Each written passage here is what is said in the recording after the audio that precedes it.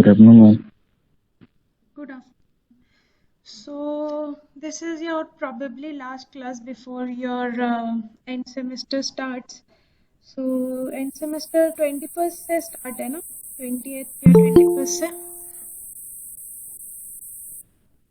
23. Okay, 23rd से. तो actually illumination में मेन हॉरिजॉन्टल कैंडल पावर और ये सारी चीज़ें लास्ट क्लास में डिस्कस कर लिया था हमने. जो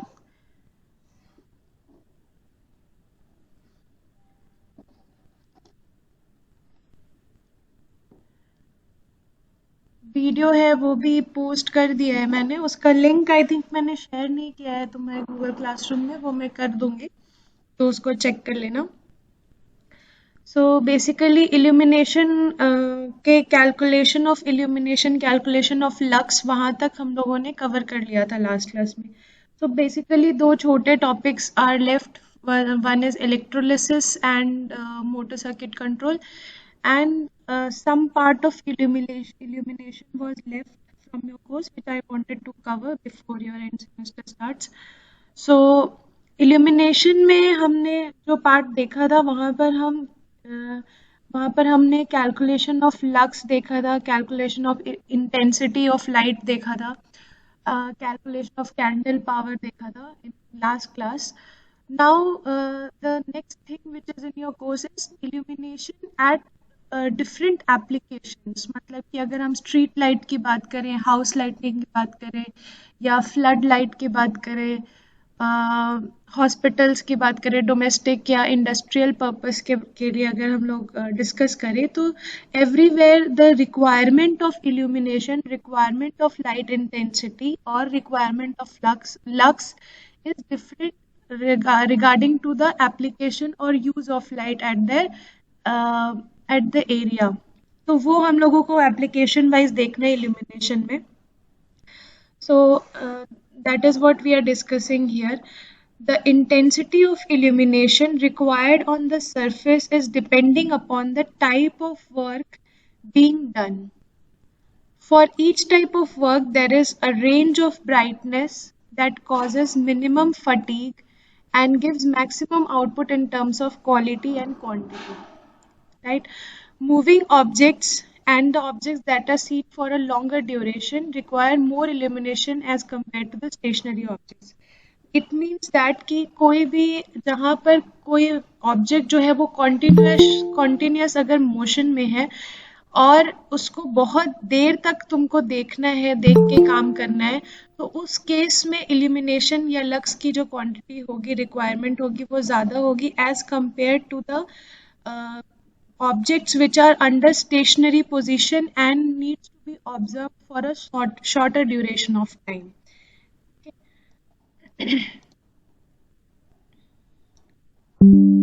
So here you can see that recommended levels of illumination for different aspects are given below. These are the occupancies and this is the illumination or lux which needs to be present under certain conditions. So covered area, suppose proofreading is required. तो lux का जो range है वो mentioned है from 95 to 185. Drawing and exhibition 55 to 95. Museums 35 to 55. So depending upon कि किस तरीके का एरिया है, किस तरीके का काम है, उस पे इल्यूमिनेशन लक्स रिक्वायर्ड जो होता है वो चेंज होता रहता है. तो there is a entire table जहाँ पर according to the different utilization. Suppose if we have a outdoor area like boxing rings, ठीक है, तो बॉक्सिंग रिंग्स में जो इल्यूमिनेशन लक्स है वो 1750 to 2750 तक का है, because the objects are moving and you need to concentrate and look at the object for a longer duration of time. Okay, so see, you can see that the lux used for boxing rings are huge comparatively to race tracks, because race tracks are in an open area, so illumination is less. Railway shutting yards illumination is less. Spot grounds, football ground, tennis court, stadium, तो इस तरीके से lux की जो value है at different application is different. So how will you calculate the value of lux according to the application is next what we are going to discuss. Now, depending upon the size of the room, the luminous flux emitted from the source will not be completely utilized at the workplace. A portion of flux will be lost in the lamp fitting. Some other will be absorbed, and the rest of it will be reflected.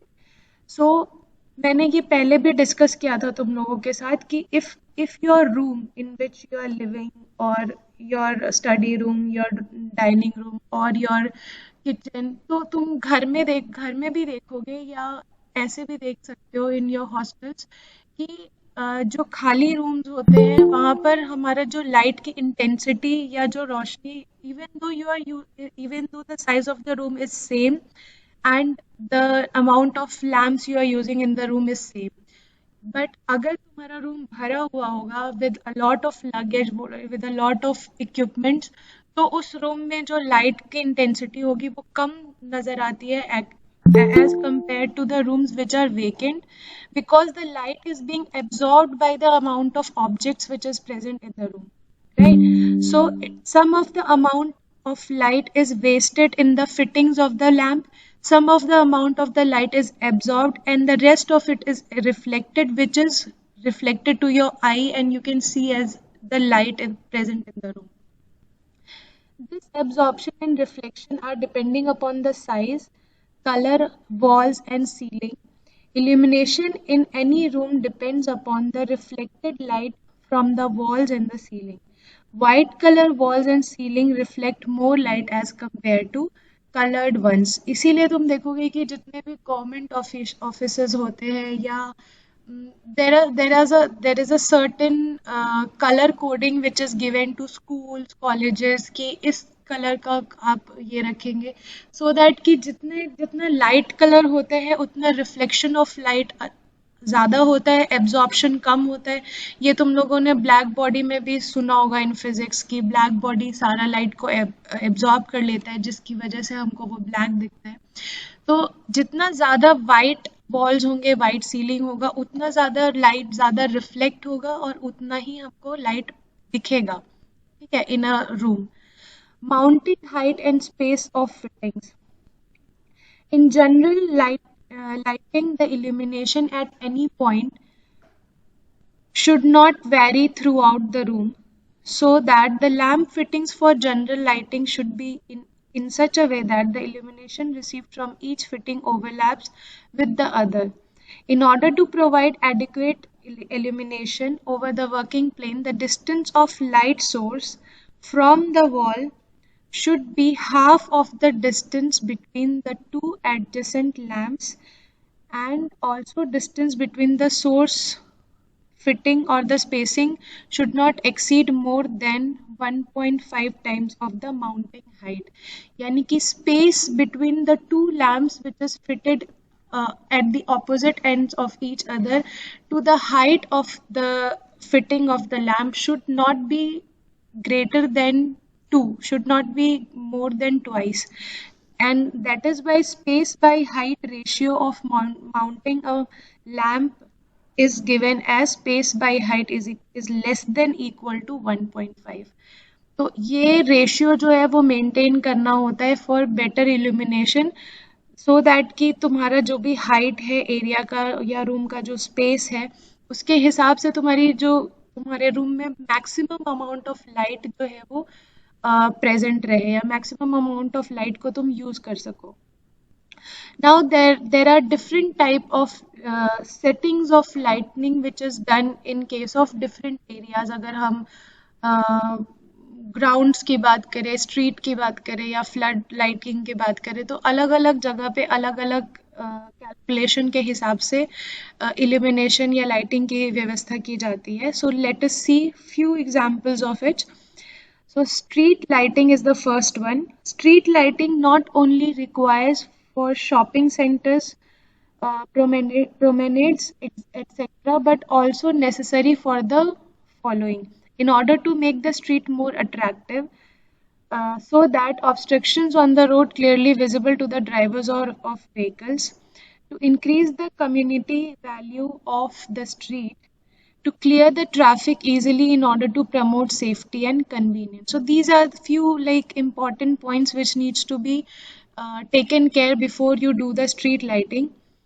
The basic principles employed for the street lighting are given below: diffusion principle and specular reflection principle. So based on these two principles the lighting is done.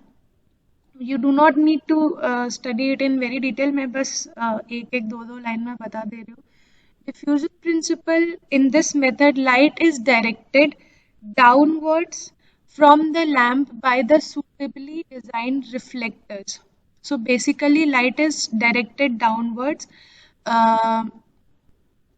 Light के ऊपर एक reflector लगा होगा जिससे light जो है वो नीचे की तरफ रिफ्लेक्ट हो और चारों डायरेक्शन में लाइट जो है वो फैले नहीं, बल्कि रिफ्लेक्टर लगा होता है जिसकी वजह से लाइट जो है नीचे की तरफ रिफ्लेक्ट होती है. ये पुराने जो स्ट्रीट लाइट्स लगे होते थे वो डिफ्यूजन प्रिंसिपल पे लगे थे. तो तुम लोग को ध्यान होगा कि एक फ्लोरेसेंट लैम्प के ऊपर एक डिफ्लेक्टर लगा रहता था, लंबा रिफ्लेक्टर लगा रहता था जो कि लाइट को जो है वो नीचे की रिफ्लेक्ट करता था.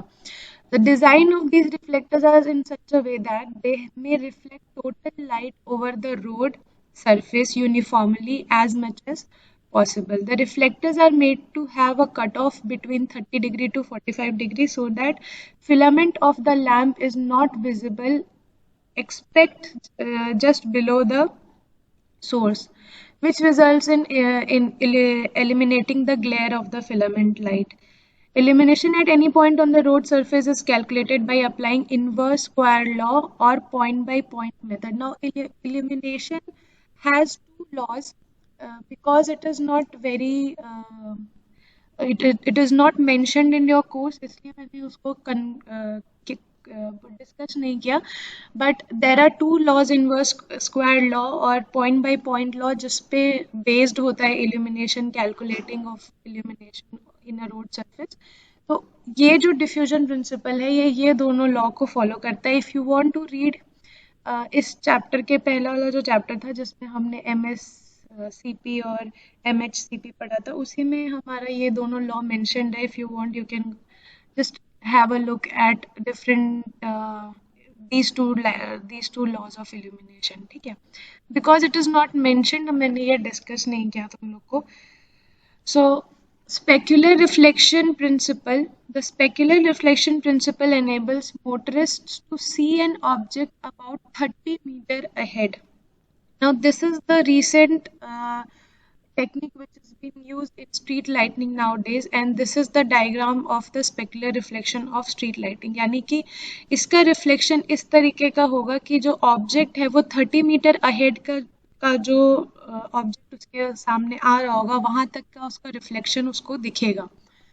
सो स्पेक्युलर नाम से ही पता है, स्पेक्युलर मतलब कि द ऑब्जेक्ट और the you can speculate about the object which is 30 meter ahead from you through the light which is present on the street. Enables the motorist to see an object about 30 meter ahead. In this case, the reflectors are curved upwards so that the light is thrown on the road at a very large angle of incidence. So not only the light is visible in downwards to you, बल्कि उसका angle इस तरीके से set करते हैं reflectors का so that it can be the light is thrown at a very large angle of incidence and so that you can see an object which is far from you on the road. This is explained with the help of figure 7.21. This is the figure 7.21. You can see these are the street lights and these are the reflectors S1, S2, S3.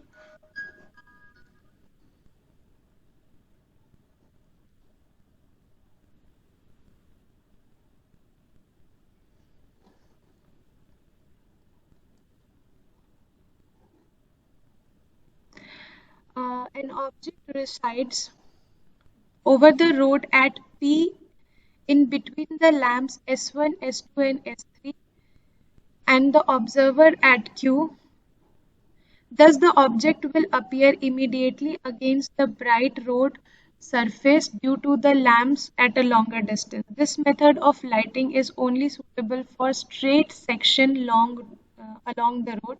In this method, it is observed that the objects on the roadway can be seen by a smaller expenditure of power than by the diffusion method of lighting, because diffusion method of lighting needs suppose इस area में कोई light नहीं भी होगा, suppose the object is here and इस area में कोई light नहीं भी होगा, कम स्ट्रीट लाइट को भी यूज करके हम इस मेथड से स्ट्रीट लाइटिंग को का सफिशिएंटली यूज कर सकते हैं, पर this can be only helpful in straight kind of road.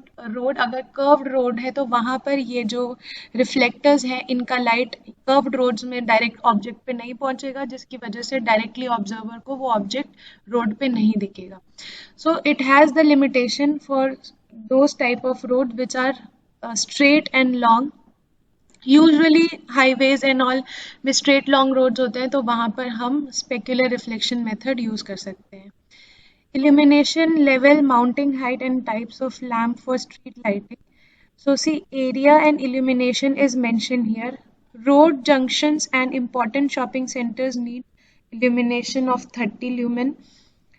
Purely lighted suburban streets need 4 lumen per meter square, and average well lighted street needs 8 to 15 lumen per meter square. Now, talking about factory lighting, this was about street lighting, जहाँ पर diffusion method या specular reflection method से हम lighting का process कर सकते हैं. Next is factory lighting method. Now, industry or factory lighting must satisfy the following aspects. First is the quality of work is to be improved. Accidents must be reduced. The productivity of labor should be increased. The above requirements can be met by the factory lighting only when the lighting scheme provides adequate illumination on the working plane. Minimum glare minimum होना चाहिए, so that कि तुम अगर suppose you are doing very minute work, तो वहाँ पर अगर glare ज़्यादा होगा तो it will even though you are providing light, but glare की वजह से that light is not effective for you to work. Clean and effective source fitting, uniform distribution of light over the working plane. The lamps used for factory lighting are fitted with specially designed reflectors that they can be easily cleaned. The requirements of most of the installation of industrialized area can be met by the following lamp fitting. Standard reflectors, diffusing fittings, same मतलब basically there are different type of reflectors जो कि हम use करते हैं industrial lightning fitting के लिए. Standard reflector है, diffusion fitting है, concentrating reflectors है. So these are few types of reflectors which are set for industrial lightning settings. Now flood lighting, which is also another important area of lighting. Flood lighting means flooding of large surface areas with light from powerful projectors. A special reflector and housing is employed in flood lighting in order to concentrate the light emitted from the lamp into a relatively narrow beam. Okay, so you must have seen कि in case of stadiums or in case of areas जहाँ पर halogens लगाते थे पहले, आजकल जो है वो एक different type के reflectors या different type के lights use करते हैं जिसमें बहुत ज़्यादा amount of क्या बोलते हैं light जो है होता है वो reflect करता है. So that type of reflectors are known as flood lighting reflectors. तो जहाँ पर the flooding of large surface areas with light from a powerful projectors are used. A special reflector and housing is employed in case of flood lighting in order to concentrate the light emitted from the lamp into a relatively narrow beam. जितना narrow beam होगा उतनी उतनी दूर तक वो light जो है वो लाइट को प्रोवाइड कर सकता है, उतनी दूर तक लाइट पहुंचेगा, which is known as floodlight projector. This projector consists of a reflecting surface that may be a silvered glass or chromium plate or stainless steel. The efficiency of silvered glass and polished plate metal are 80 to 90% and 70% respectively. What does the efficiency means? यानी कि जितना भी light इस पे जाएगा वो 80 to 90% of the light will be reflected back and reach to your eye, जिससे तुमको ज़्यादा रोशनी दिखेगी. An important application of illumination engineering is floodlighting of large and open areas. It is necessary to employ floodlighting to serve one or more of the following purpose, and these are aesthetic floodlighting. They are used for enhancing the beauty of monuments, ancient buildings and churches by floodlighting. तो देखा होगा तुम लोगों ने कि monuments के जगह जगह पर या ऐसी जगह पे जहाँ पर बहुत लार्ज एरिया में तुमको किसी चीज़ को फोकस करना है, the total area of the ground is high और तुमको फोकस करना है, तो वहाँ पर हम फ्लड लाइटिंग की यूज़ करते हैं. तो that type of lighting is known as aesthetic flood lighting. Industrial and commercial floodlighting. They are used for illuminating sport arenas, railway yards, quarries and car parks etc. So मैंने जैसे बताया कि in case of stadiums and all तुम लोगों ने देखा होगा कि एक set of लाइट यूज़ करते हैं जहाँ पर 12 के कॉम्बिनेशन में या 18 के कॉम्बिनेशन में लाइट यूज होता है. उनके पीछे स्टील या ग्लास रिफ्लेक्टर्स लगे होते हैं जो कि बहुत बड़े एरिया को कवर करते हैं. सो वहाँ पर स्ट्रीट लाइट नहीं यूज हो सकता है क्योंकि तुमको बहुत मतलब ज़्यादा लक्स में तुमको लाइट चाहिए, इसीलिए उसको बोलते हैं फ्लड लाइटिंग. एडवर्टाइजिंग में भी तुमने देखा होगा कि बड़े बड़े होर्डिंग्स जहाँ पर लगे होते हैं उनके ऊपर लाइट्स लगे होते हैं और वहाँ जो रिफ्लेक्शन होता है, क्योंकि you need to focus on something और उस फोकस को बढ़ाने के लिए लाइट का जो रिफ्लेक्शन होता है उसको बढ़ाया जाता है. They are use for illuminating showcases and advertisement boards and for the decoration of houses etc.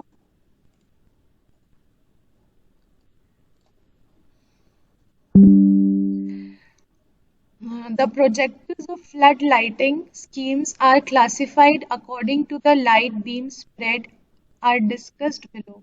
Narrow beam projectors, medium angle projectors and wide angle projectors. Basically these are classified on the basis of the angle of the reflectors which is present on the light beam. So light beam with such a projector spread between 12 degree to 25 degree is known as narrow beam projectors. 25 to 45 degree is known as medium beam projectors, and also they can be employed for a distance of 70 meter, employed for a distance of 30 to 70 meter, employed for a distance less than 30 meter. Wide angle projectors. So wide angle projectors have a beam spread of 40 degree to 90 degree. Economically, the wide-angle projectors with high wattage lamps and narrow beam projectors with low wattage lamps are used. So flood lighting calculation can be done as, while calculating the number of projectors required for flood lightings, it is necessary to know the level of illumination required. It is depending on the type of building and purpose of flood lighting. Also, the type of projector and the selection of projector depend upon the beam size as well as the light output. तो obviously किस type का light use कर रहे हैं, किस type का lamp use कर रहे हैं, दैट इज वन थिंग. उसके बाद भी कितने प्रोजेक्टर्स लगेंगे कितने एरिया के लिए, that can be calculated with this formula. The total number of projectors required, N is equal to area of the surface to be illuminated in square meters. A is the area of the surface to be illuminated in square meters. E is illumination level required in lumen.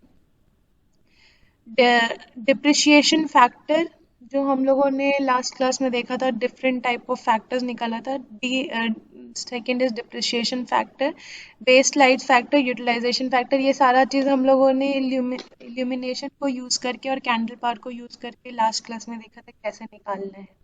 तो वहाँ से waste light factor, utilisation factor निकाल सकते हैं. Wattage of each lamp and luminous efficiency of the lamp. So this using all these things you can calculate the number of projectors that are required for a certain area, जिसके जो कि metre square में तुमको पता होगा. तो इतने इस एरिया के लिए कितने लैम्प और कितने वॉटेज का लैम्प तुमको पता होगा. अगर कितना इल्यूमिनेशन रिक्वायर्ड है ये पता होगा तो वहाँ से dissipation factor, waste light factor और यूटिलाइजेशन फैक्टर निकाल सकते हैं. Using all this, you can calculate the number of projector which is required for flood lighting at a certain area square. Now, method of lighting calculations. So, similarly, यहाँ पे let us just see once, क्योंकि बहुत ज़्यादा तुम लोग के course में इतना है नहीं. लाइटिंग कैलकुलेशन में बहुत ज़्यादा नहीं है. इल्यूमिनेशन कैलकुलेशन है तुम लोग के कोर्स में. लाइटिंग में तुम लोग को actually street lighting, flood lighting, ये सारे चीज़ों के बारे में सिर्फ डिस्कस करना है. Industrial lighting, flood lighting, buildings and playgrounds and street lighting, right. तो इनके बारे में कैलकुलेशन नहीं है बेसिकली तुम लोग का, जस्ट ये है डिस्कशन है. लेट अस जस्ट सी कि किस तरीके से कैलकुलेट करेंगे, so that in case if it comes for your examination you can do it. There are so many methods have been employed for lighting calculation. Some of those methods are as follows. First is watts per square meter method, lumen or light flux method, and third is point to point method.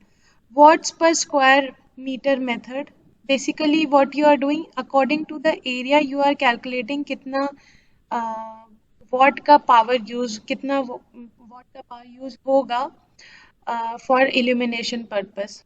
This method is more adaptive for rough calculation and checking according to the illumination required. This method makes an allowance of watt per square meter of area to be illuminated. Second is lumen or light flux method. Lumen method is applicable for the cases in which all the sources produce uniform illumination over the working plane, or an average value is required. Total lumens received on working plane is equal to number of lamps into wattage of each lamp into efficiency of lamp into the coefficient of utilization.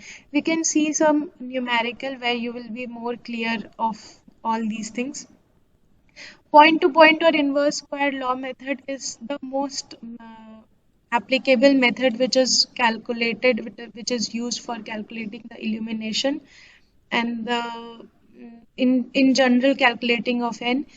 This method is used to calculate the illumination at any particular point due to several number of sources whose candle powers are known values. So in general, illumination can be calculated by using empirical formula. N is equal to E into A, where E is nothing but illumination required in lux.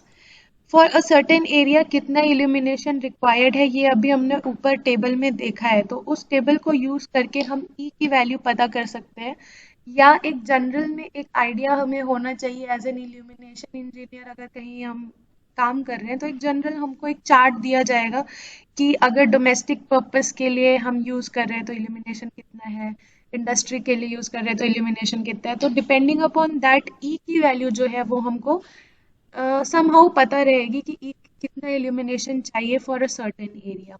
Area हमको जो बताया जाएगा कि कहाँ use करना है, तो उसको हम मीटर स्क्वायर में मेजर करके उसका एरिया निकाल सकते हैं. Phi is the luminous flux produce by per lamp. तो किस तरीके का लैम्प यूज कर रहे हैं, आर्क लैम्प यूज कर रहे हैं या फ्लोरेसेंट लैम्प यूज कर रहे हैं, किस तरीके का लैम्प यूज कर रहे हैं, डिपेंडिंग अपॉन दैट उसका luminous flux हमें पता रहेगा. Utilization factor and maintenance factor can be calculated with the help of candle power and illumination of the lamp. So for example, suppose this is a question, let us see this. A room of 20 into 10 meter is illuminated by 60 watt incandescent lamps of lumen output of 1600 lumens. ठीक है, एक lamp का जो lumen output है वो 1600 lumen दिया हुआ है. The average illumination required at the workplace is 300 lux. If you see, तो हमने अभी प्रीवियस टेबल देखा था, तो वहाँ पर वर्क प्लेस या नॉर्मल डोमेस्टिक में इल्यूमिनेशन की वैल्यू दी हुई. तो यहाँ पर वैसे ही दिया हुआ है कि average illumination required at the work place is 300 lux. Calculate the number of lamps required to be fitted in the room. Assume utilization and depreciation factors at 0.5 and 1 respectively. So area of the room is calculated 20 into 10, so 200 meter square. Lux दिया हुआ है 300 है. 60 watt each lamp दिया हुआ है. Illumination output of the lamp is given, phi is given as 1600 lumens. UF और DF तुमको दिया है 0.5 और 1. So maintenance factor is given as 1 by depreciation factor. तो यहाँ 1 है तो 1 ही रहेगा. Now you can calculate N, which is number of fittings required. मतलब कितने lamps तुमको लगाने पड़ेंगे इस रूम को, इस illumination 300 lux के लिए कितने lamps इस 60 watt के लगाने पड़ेंगे. You can calculate by this formula, which is N is equal to E into A, phi utilization factor into maintenance factor. ठीक है, तो F हमको पता है, सॉरी F नहीं, ये E होगा, F गलत लिखा है. E हमको पता है इल्यूमिनेशन 300 है, एरिया 200 है, phi जो है वो 1600 ल्यूमेंस है.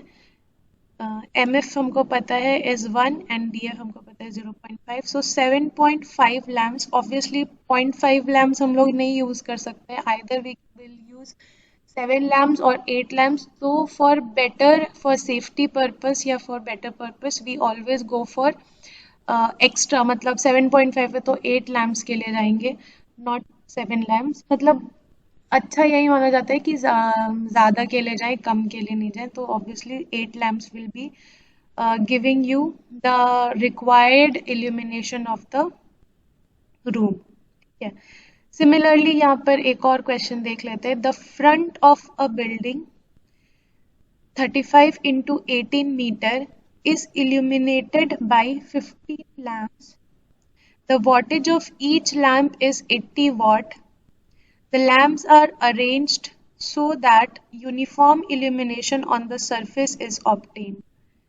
Assuming a luminous efficiency of 20 lumens per watt, the coefficient of utilization is 0.8 and the waste light factor is 1.25.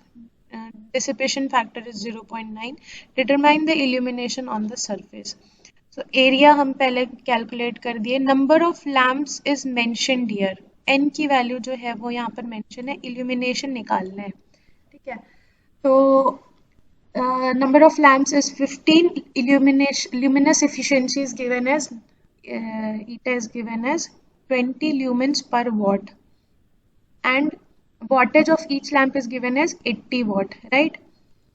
So UF is given as 0.8, utilization coefficient of utilization is given as 0.8 and dissipation factor is given as 0.9. Waste light factor is equal to 1.25. तो ये सारी चीज़ें हम यहाँ पर substitute कर देंगे और कैलकुलेट कर लेंगे अपना n का value. So again bye substituting here, यहीं से क्योंकि हमको E की वैल्यू निकालनी है, so you will multiply n into phi into UF into MF divided by A.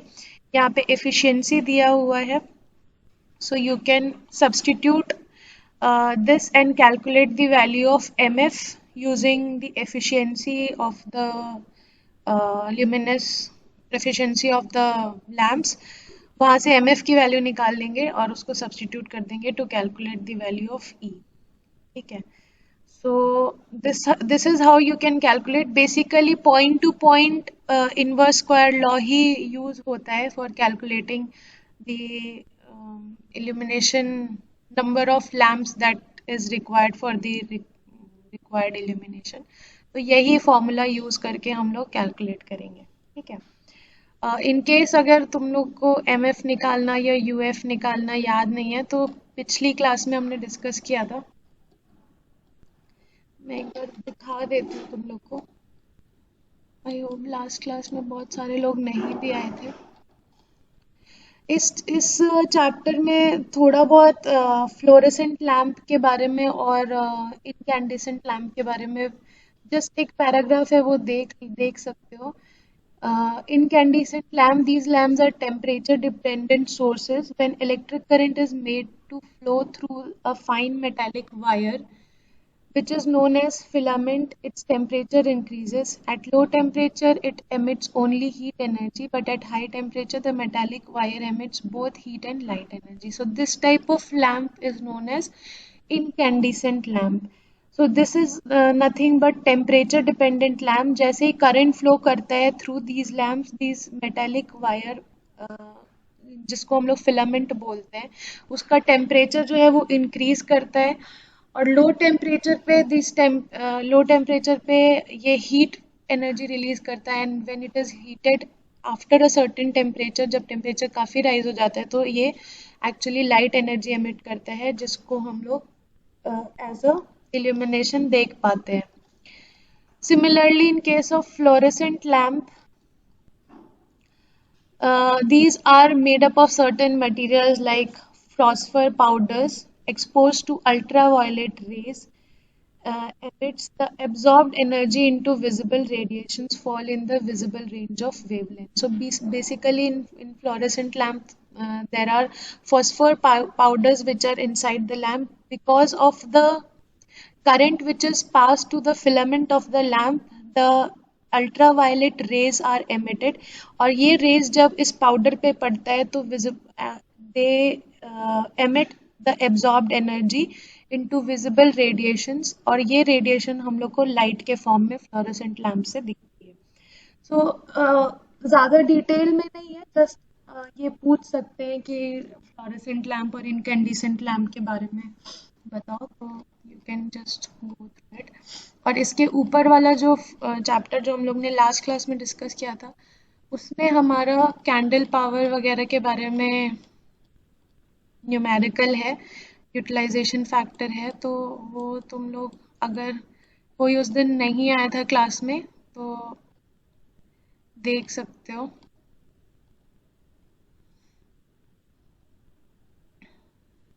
See, this was what I was talking about, laws of illumination.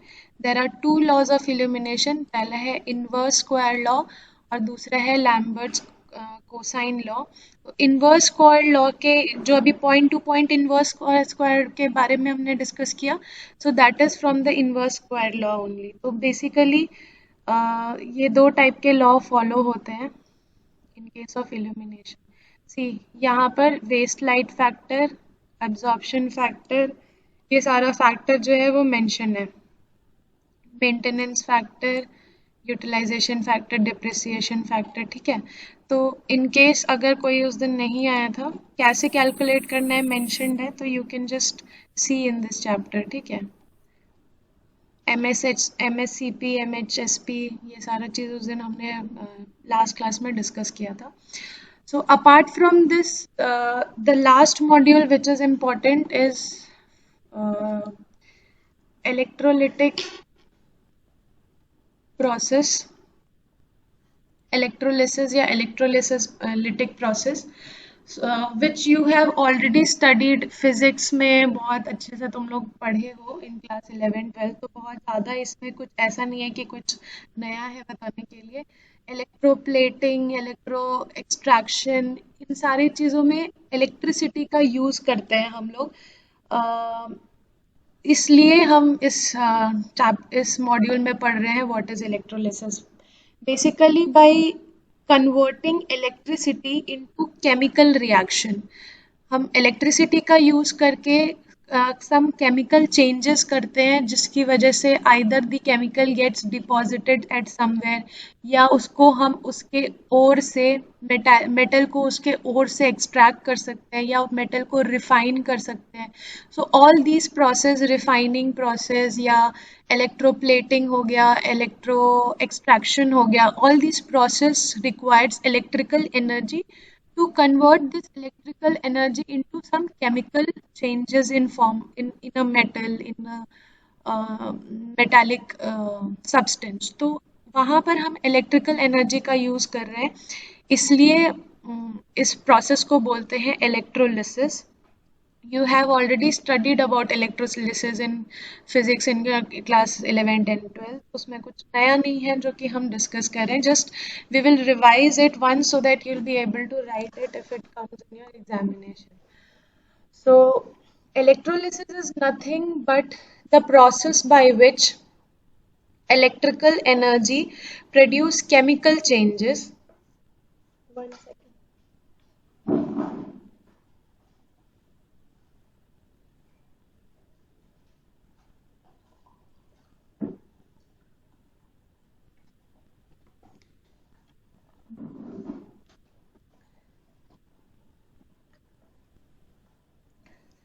This process can be normally used for the extraction of pure metal from their ores, the refining of metals, building up of worn parts in metallurgical, chemical, or other industries.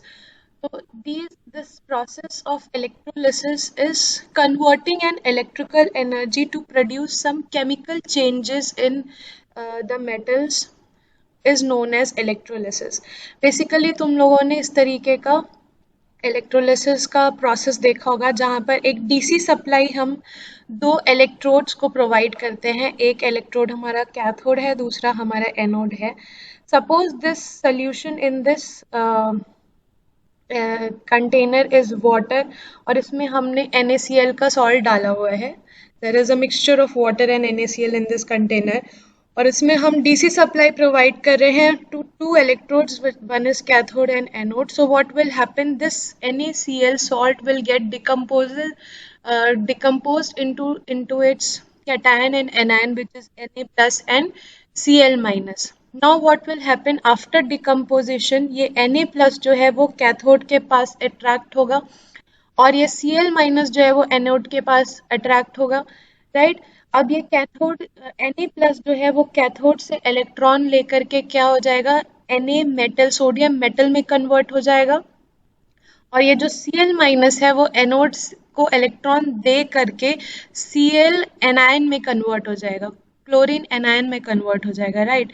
Now this chlorine will now react with water, H2O से react करके क्या होगा, HCl और O2 में convert, HCl बनाएगा और oxygen बनाएगा. अगर ये जो हमारा एनोड है ये सोडियम मेटल का बना हुआ है, सॉरी कैथोड जो है वो सोडियम मेटल का अगर बना हुआ है, तो अब ये HCl जो है वो अगेन सोडियम से रिएक्ट करके वापस से NaCl और हाइड्रोजन बनाएगा. Again this NaCl will get decomposed and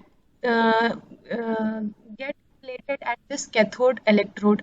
तो ये जो प्रोसेस है ये कंटिन्यूएशन में रहेगा if the cathode is made up of sodium metal. So this process of electrolysis, change of using an electricity, using electrical energy, you are having a chemical change in this solution, जिसकी वजह से Na या sodium metal जो है वो इस solution से extract होकर के एक मेटल की कोटिंग जो है वो कैथोड पे बनाएगा और इस मेटल की कोटिंग को हम एक्सट्रैक्ट कर सकते हैं by removing this cathode from the electrolysis process. तो इसी प्रोसेस को हम लोग बोलते हैं electrolysis. So see here the basic principle of electrolysis is whenever a DC electrical current is made to pass through a solution of salt, some metals can be separated from them. These separated metals can be coated on any object to form a pure thin layer. For example, a crucible filled with a water in which two electrodes, anode and cathode, are immersed. जो मैंने अभी बताया same चीज लिखा हुआ है यहाँ पे, ठीक है. When a sodium chloride NaCl salt is dissolved in water, it decomposes into positive and negatively charged ion. Moving freely in the solution, the positively charged ion travel toward the cathode and negatively charged chlorine minus will travel towards the anode. On reaching the cathode, each positively charged sodium ion takes one electron from it and forms a sodium metal. ठीक है? This chlorine, which is formed to be an anion after giving an electron to the anode, this will react with water. 4HCl plus 2H2O gives 4HCl plus O2. Now this HCl will again react with sodium ion to produce NaCl and H2. Right? Now this NaCl will again can get decomposed into Na, and this process will keep on going.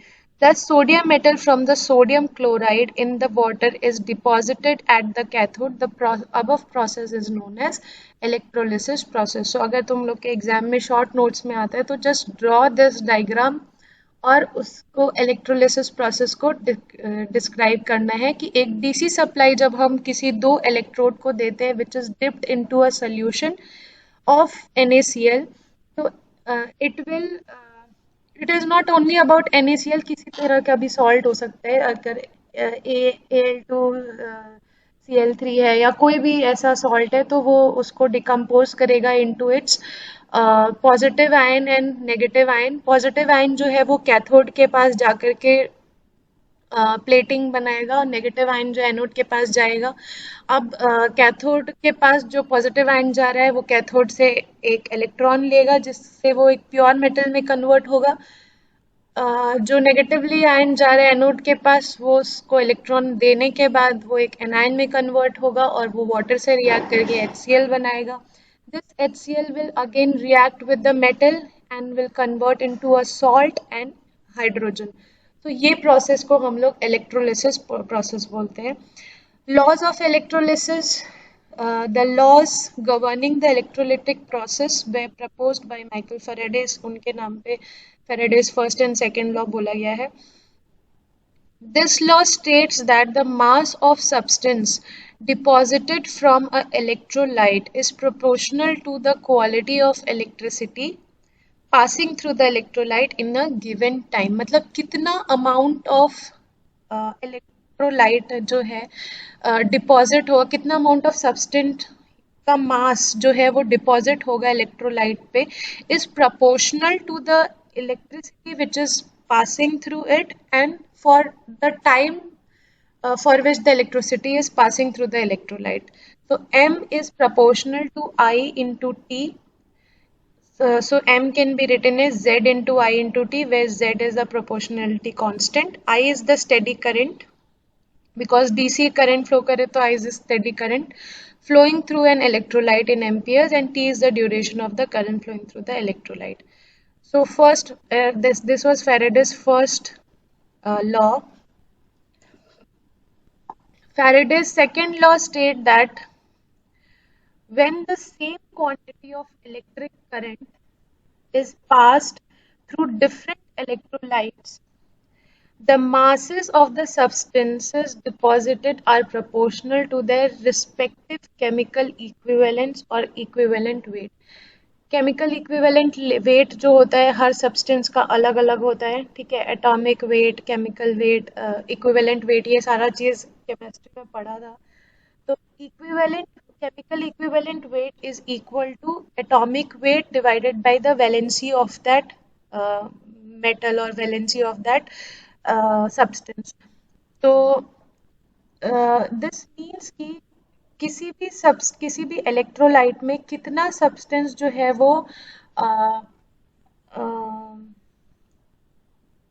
mass of the substance which is deposited is proportional to their respective chemical equivalents if the same quantity of electrical current is passed through the different electrolytes. तो different electrolytes में अगर हम same quantity of current pass करते हैं तो कौन से electrolyte पे कितना mass of substance जाकर के डिपॉजिट होगा, that will depend upon the chemical equivalent of that electrolyte substance, ठीक है।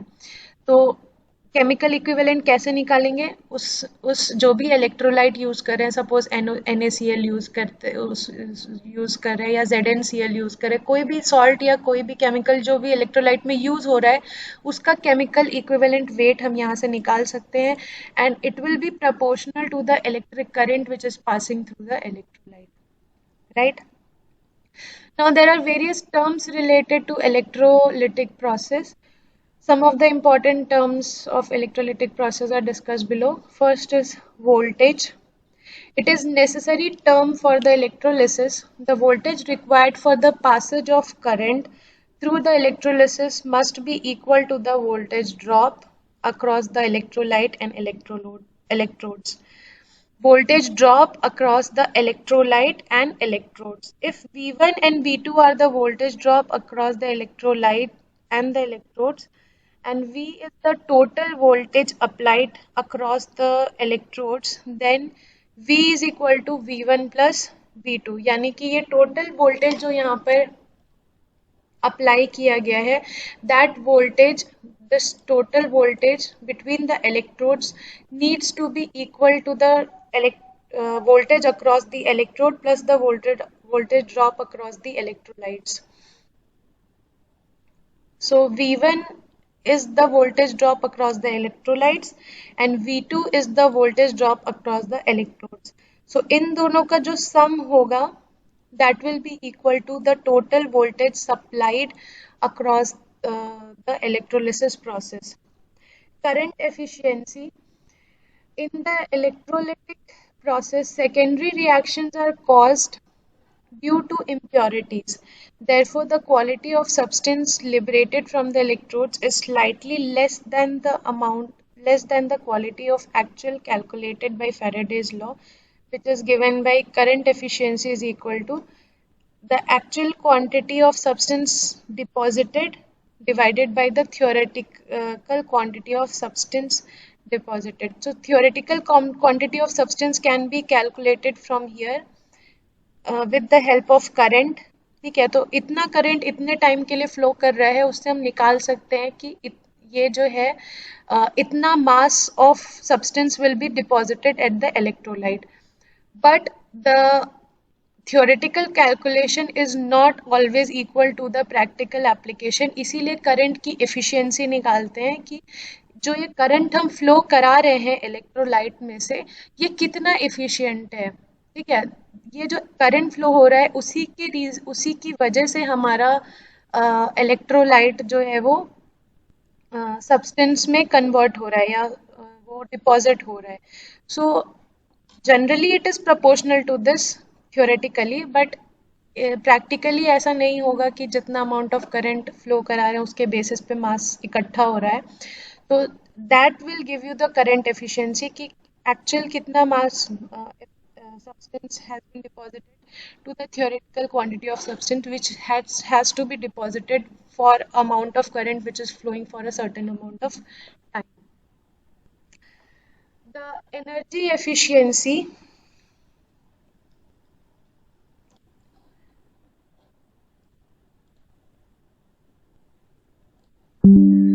energy efficiency due to secondary reactions caused by the impurities present in the electrolyte. The actual value of voltage required for the deposition of metal from the electrode is higher than the theoretical value of voltage required. Again, because तुम्हारा electrolyte जो होगा वो pure form में नहीं होगा। कई बार हम लोग electrolyte जो होता है वो solid form को, अभी हम लोग आगे पढ़ेंगे, there are different type of electrolytes.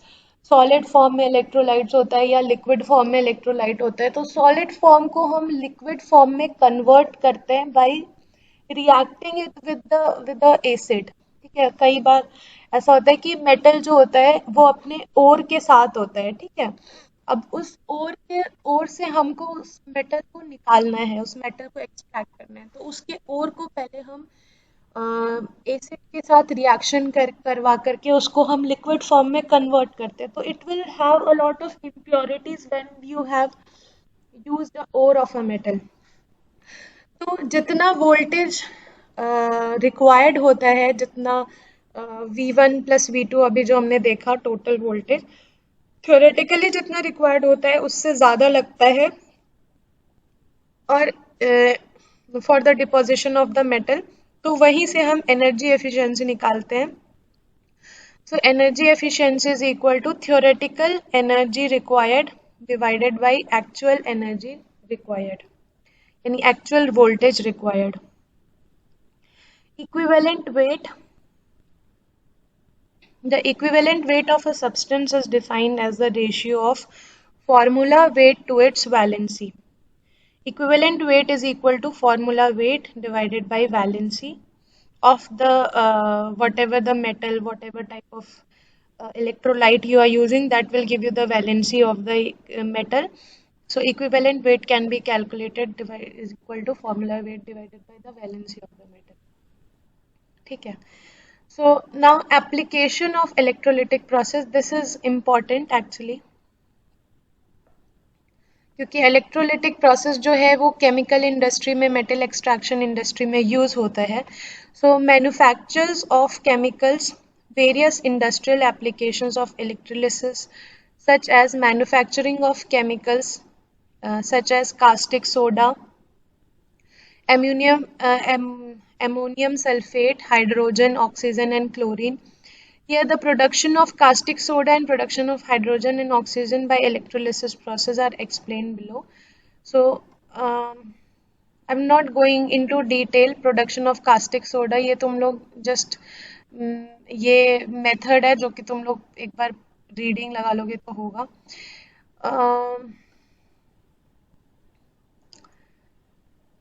Late us go to electrometallurgy, जहाँ पे इलेक्ट्रो एक्सट्रैक्शन होता है, extraction and deposition of metal है. ठीक है.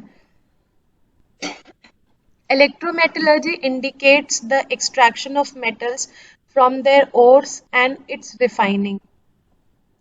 Electro extraction is the process by which metals can be extracted or separated from their ores. Depending upon the physical status of the ore, the metal can be extracted by two ways. First, when the ore is in solid state, it is to be treated with strong acid to obtain a salt. Again, this salt is to be electrolyzed to liberate the metal. Second is when the metal is in liquid state or in molten state, it is directly electrolyzed in a furnace to liberate the metal. तो basically ये electro extraction क्या है? It is the process in which the metal is extracted from its ore. ये दो तरीके से हो सकता है. अगर ओर का फिजिकल स्टेट जो है वो सॉलिड है तो उसको कॉन्सेंट्रेटेड एसिड के साथ रिएक्ट करा के उसका सॉल्ट बनाते हैं और तब उसका इलेक्ट्रोलिसिस प्रोसेस करते हैं. और अगर वो लिक्विड स्टेट में है तो उसको डायरेक्टली इलेक्ट्रोलाइज करते हैं फर्नेस में टू डिपॉजिट द मेटल.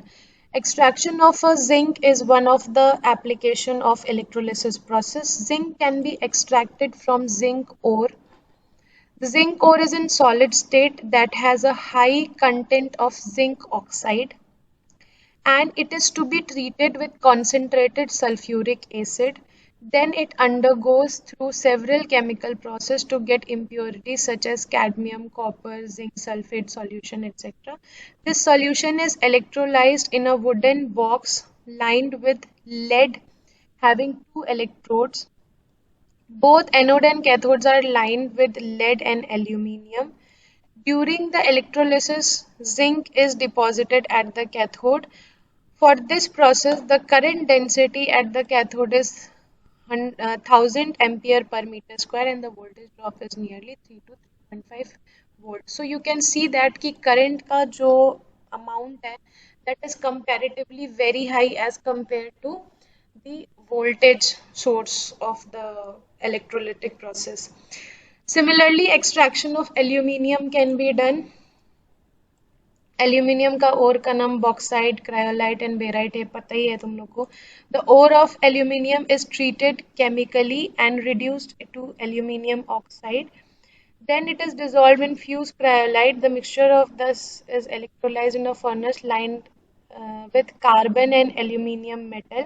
वहाँ पर lead एन एल्यूमिनियम यूज हो रहा था, यहाँ पर कार्बन एंड एल्यूमिनियम यूज हो रहा है, and gets deposited at the cathode.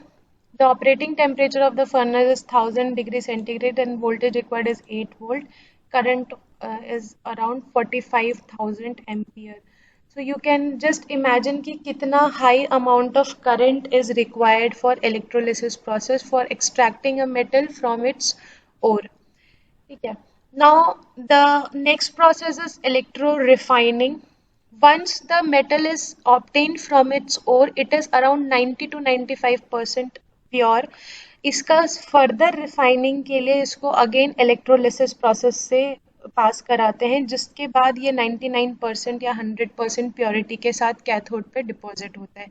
So that process is known as electro refining. Once the metal is extracted, उसको बोलते हैं electro extracting. Then again it is fed through the electrolysis process for refining purpose so that कि जितनी भी impurities होती हैं वो हट जाएं और जो प्योर मेटल है वो कैथोड में जाकर के डिपॉजिट हो जाए. तो इस प्रोसेस को बोलते हैं electro refining and it gives around 99.5 या 100% of pure metal out of its ore या out of its extracted part. Electrode deposition is the process by which one metal is deposited over the other metal or non-metal by electrolysis process. Usually electrode deposition is used for the decorative, protective and functional purposes, and it includes electroplating, electroforming, electrotyping, all these type of metals. So electroplating is another important application of electrolysis process. So electroplating is defined as the deposition of metal over any metallic or non-metallic surfaces. Electroplating is usually employed to protect the metal from corrosion by atmospheric air, moisture and carbon dioxide, to give the reflecting properties to reflectors, to replace worn out metals and to give shiny appearance of the article. So these are the reason why electroplating is used. So you can see that this is the description of the electroplating. This is the anode, this is the cathode. So preparation for plating. Electroplating involves two functions. First is cleaning operation and second is plating operation. In case if a metal is to be electroplated, it should be cleaned. That is, the metal should be polished, degreased oil, and any organic material, rust, scale, oxides, etc. needs to be removed before it gets electroplated. तो उस process को बोलते हैं cleaning operation.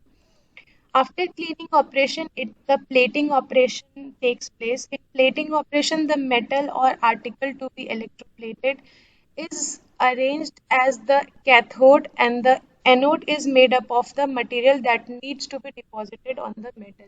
ठीक है, तो जिस पे प्लेटिंग करनी होती है वो उसको कैथोड बनाते हैं और जिसकी प्लेटिंग करनी होती है उसको एनोड बनाते हैं. And a salt is taken as the solution in which electrodes are immersed. The characteristic features of the plating of the various metals are given below. So suppose you are doing a copper plating. The copper plating baths used for preparation of plating are of two types: acid bath and cyanide bath. First, let us see the acid bath. It is the bath in which the solution is taken in a mixture of copper sulfate of 15 to 200 gram and H2SO4 of 25 to 375 gram per 1000 cc of solution. Current density maintained for copper plating is 200 to 400 ampere per meter square and the temperature is 25 to 50 degrees centigrade.